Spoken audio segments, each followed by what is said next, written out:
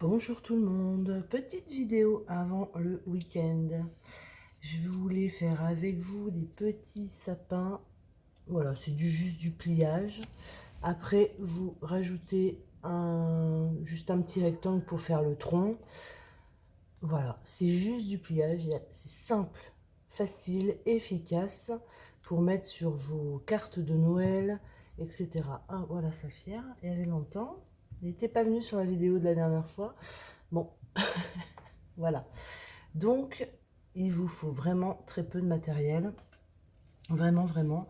Et vous voyez, j'en ai fait deux là. Je trouve que ça rend super bien. Je sais pas si vous les voyez bien. Ah, mais Saphir, je sais pas si vous les voyez bien, mais ça rend très très bien. Vous pouvez mettre un petit peu de mousse 3D même. Voilà, pour faire... Et je pensais tout à l'heure, vous pouvez le faire avec des napperons. Avec des napperons. Et je pense que ça peut faire très joli. Et vous voyez après sur une carte, vous pouvez même les superposer, en mettre plusieurs. Ça peut être très sympa. Voilà.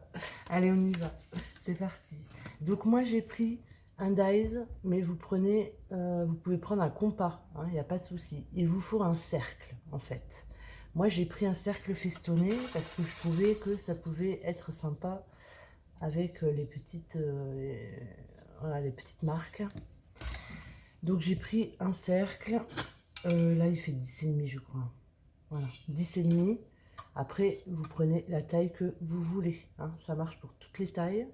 Donc vous faites un cercle de la taille que vous souhaitez, festonné ou pas festonné, au compas ou en dies.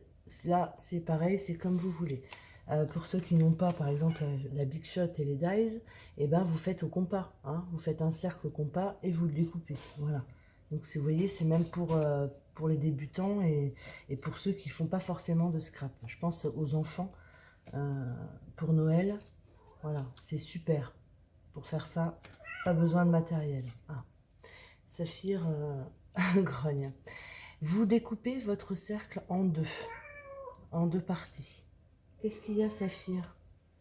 En deux parties. Donc, il vous faut ça. Voilà. Là, vous allez mesurer. Donc là, j'ai dit tout à l'heure que ça faisait 10,5. Et bien, vous allez prendre la moitié de 10,5. 5,25. D'accord?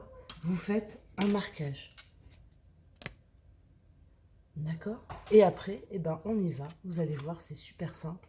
Cette pointe-là, vous allez la mettre jusqu'à votre ligne de marquage que vous avez fait du milieu. Voilà, vous mettez bien droit. Comme ça. Cette pointe-là, vous allez la ramener là. Mais, vous voyez, comme ça en fait. Cette pointe-là, vous allez la ramener là. Alors, je ne vous ai pas précisé, mais ce qui est mieux, c'est un papier recto verso. Donc, je plie, oui, je plie jusqu'à ma ligne de pliure. Ensuite, ma petite languette là, je vais venir la mettre là. Voilà. Et ça, je vais venir. Donc, je retourne mon papier. Et ça, cette pointe-là, pareil, je vais venir la mettre là.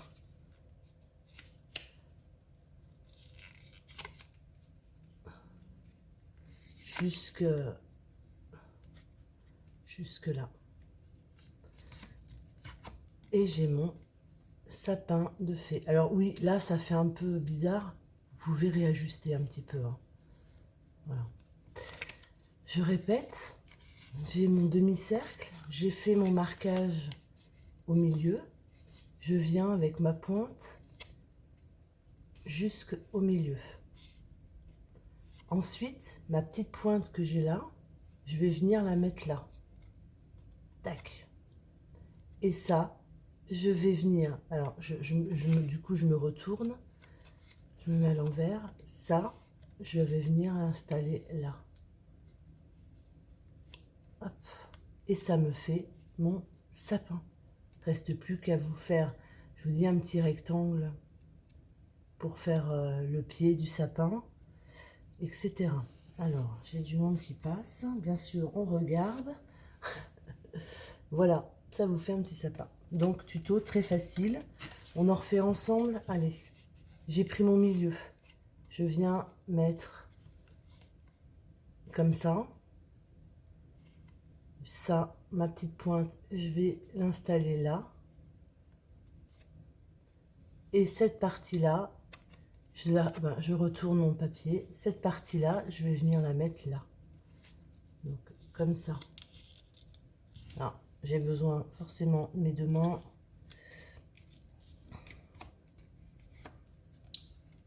Et j'ai mon sapin.